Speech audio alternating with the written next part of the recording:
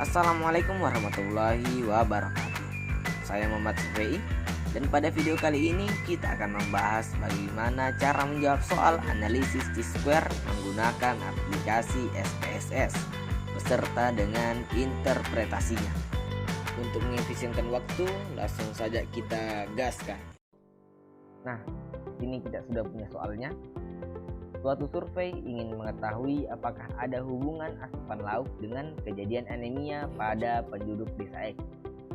Kemudian diambil sampel sebanyak 120 orang yang terdiri dari 50 orang asupan lauknya baik dan 70 orang asupan lauknya kurang. Setelah dilakukan pengukuran kadar Hb, ternyata dari 50 orang yang asupan lauknya baik, ada 10 orang yang dinyatakan anemia. Sedangkan dari 70 orang yang asupan lauknya kurang, ada 20 orang yang anemia. Ujilah apakah ada perbedaan proporsi anemia pada kedua kelompok tersebut. Nah, di langkah yang pertama yang akan kita lakukan adalah kita susun terlebih dahulu hipotesisnya.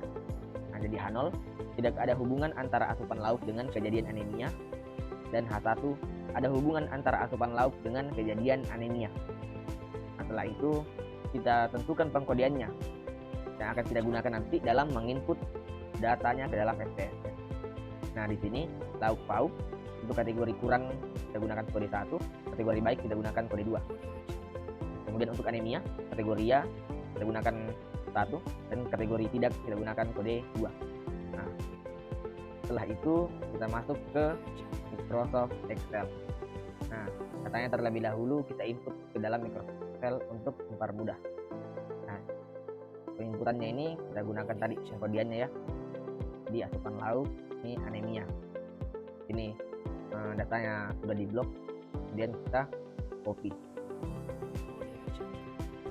Setelah itu kita buka aplikasi SPSS. Nah, sini kita klik dataset, kemudian klik OK. Nah, di sini kita sudah masuk ke dalam aplikasi SPSS-nya. Terlebih dahulu kita masuk ke bagian variabel view. Ini tadi kan terdapat dua variabel, yaitu asupan lauk dan anemia. Nah, untuk variabel yang pertama itu saya berikan nama X1. Kemudian desimalnya ini kita ubah menjadi 0 karena datanya tidak ada yang berbentuk desimal. Kemudian labelnya ini asupan lauk. Nah, kemudian untuk value-nya ini kita masukkan sesuai dengan pengkodean yang telah kita susun tadi. Nah, 1 kurang ya, kita klik add, dan value 2 berikan label baik, kemudian kita klik OK. Nah, itu ini kita ubah menjadi nominal. Kemudian untuk variabel yang kedua kita beri nama X2.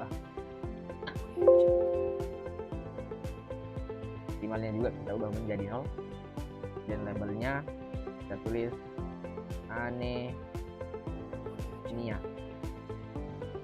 Setelah itu kita masukkan kembali value-nya ya.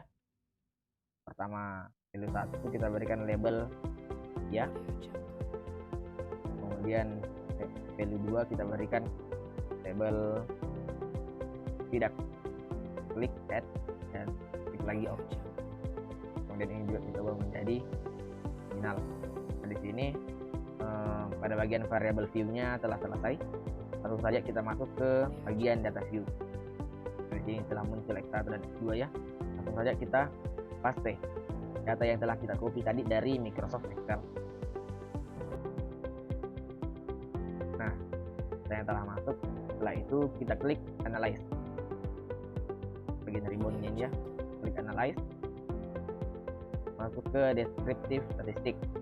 Setelah itu kita klik cross tabulation. Nah, asupan lauknya ini kita masukkan ke bagian row dan anemia kita masukkan ke bagian column. Dan kita pilih statistik tentang T-square dan kita klik continue. Setelah itu klik OK. Nah, di sini telah muncul hasil output dari analisis T-square. Yang terdapat 3 tabel output ya. Yang pertama yaitu case processing summary, kedua itu cross tabulation-nya, dan yang ketiga output chi-square test. Setelah outputnya keluar, langsung kita masuk ke dalam interpretasi hasil output dari SPSS tersebut. Ini untuk output yang pertama.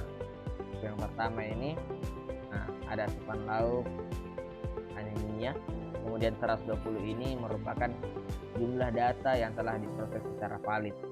Kemudian ini adalah presentasinya ya, presentasinya 100%, menandakan bahwa semua data dari 120 ini telah diproses dengan baik. Dan ini missing, ini adalah bagian data yang tidak berhasil diproses atau bermasalah ya, jumlahnya ada 0 dan presentasinya 0%. Kemudian ini adalah totalnya adalah 120, otomatis sesuai dengan data validnya ini ya, karena ini kan 100% otomatis kan sama dengan totalnya. Nah, kemudian di sini adalah output yang kedua, cross tabulation-nya. Yang pertama ini ada asupan lauk ya, terdapat dua kategori yaitu kurang dan baik. Dan untuk anemia terdapat dua kategori yaitu ya dan tidak. Di sini asupan lauk kurang terdapat 20 yang menderita anemia, kemudian ada 50 yang tidak menderita anemia. Jadi totalnya 70. Kemudian untuk asupan lauknya baik ada 10 yang menderita anemia dan ada 40 yang tidak menderita anemia, dan jumlahnya adalah 50. Kemudian totalnya yang menderita anemia 30 orang, kemudian yang tidak menderita anemia 90 orang. Nah, dan ini adalah total pesertanya 120 orang. Selanjutnya adalah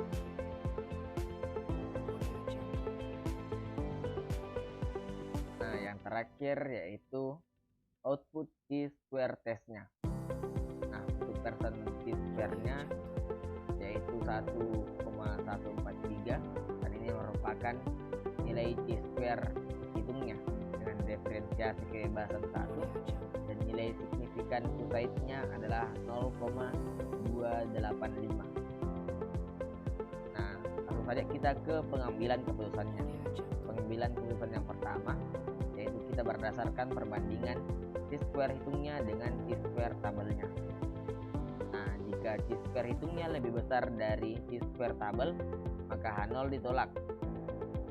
Dari output tersebut kita dapatkan bahwa chi-square hitungnya adalah 1,143. Kemudian dengan alfa 0,05 dan derajat kebebasan 1, maka chi-square tabelnya adalah 3,841, sehingga chi-square hitungnya lebih kecil dari chi-square tabelnya, maka H0 diterima. Nah, selanjutnya kita lakukan pengambilan keputusan menggunakan berdasarkan nilai signifikan suicide-nya dengan alfa 0,05. Jika nilai signifikan suicide-nya lebih kecil dari alfa sama dengan 0,05, maka H0 ditolak. Nah, dari output tersebut kita dapatkan bahwa nilai signifikan suicide-nya adalah 0,285, sehingga nilai signifikan suicide-nya lebih besar dari 0,05, maka H0 diterima. Nah, jadi kesimpulannya, berdasarkan pengambilan keputusan dengan ditolaknya H0, maka dapat disimpulkan bahwa tidak ada hubungan antara asupan lauk dengan kejadian anemia. Oke, itulah tadi cara mengerjakan soal chi-square menggunakan aplikasi SPSS. Sekian dan terima kasih. Wassalamualaikum warahmatullahi wabarakatuh.